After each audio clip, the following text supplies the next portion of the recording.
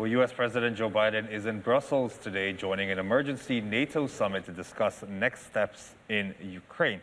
At the same time, U.S. officials are monitoring Beijing's response to the unfolding events in Ukraine, particularly with respect to Moscow and the impact of sanctions. Voice of America correspondent Jessica Stone has this report from Washington, D.C. Hello from Washington. Well, yes, U.S. President Joe Biden meeting with the leaders of NATO in Brussels to try and put more pressure on Moscow to stop the invasion of Ukraine. And we've already learned from National Security Advisor Jake Sullivan that the White House will be rolling out additional coordinated economic sanctions against Moscow.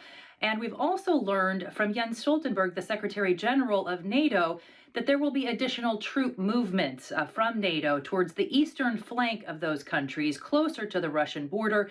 They include 4 new battle groups in Bulgaria, Hungary, Romania, and Slovakia.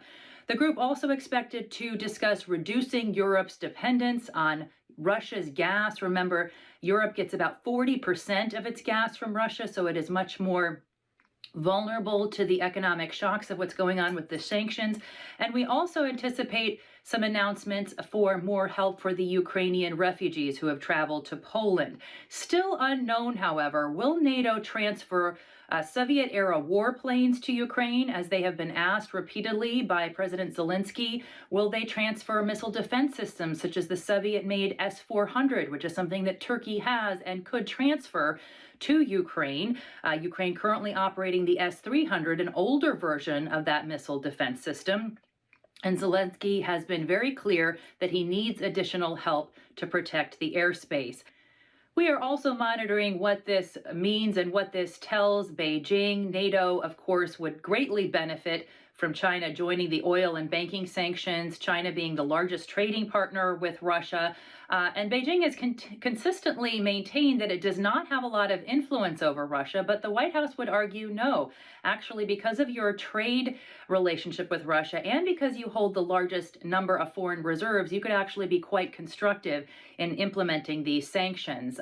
We also know that Washington will use this opportunity at the NATO summit to warn Europe, don't take your eyes off Beijing. Just because this is a closer regional threat does not mean that China is not a more significant long-term threat to your economies and to your military. That is certainly something that the Pentagon maintains, that Beijing is a larger threat to the United States than Moscow in terms of strategic capabilities. And VOA recently spoke to National Security Advisor under President Trump, John Bolton, for his thoughts on what Beijing is learning from what's going on in Ukraine. Take a listen. So I think China will try to learn from the mistakes that Russia has made, but it's also looking for mistakes that the United States and the Western alliance have made, all of which is to help China better calculate what it will do if it moves against Taiwan, if it moves in the South China Sea, if it moves against Vietnam or India on the mainland.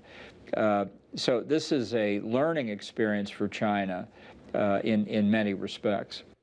Here in Washington, we are already seeing Congress push for additional defense spending to bolster the eastern flank of NATO against the Russian military. And we also expect a discussion to go forth here in Washington about ways in which Washington can change its military strategy to take on the dual threat of China and Russia.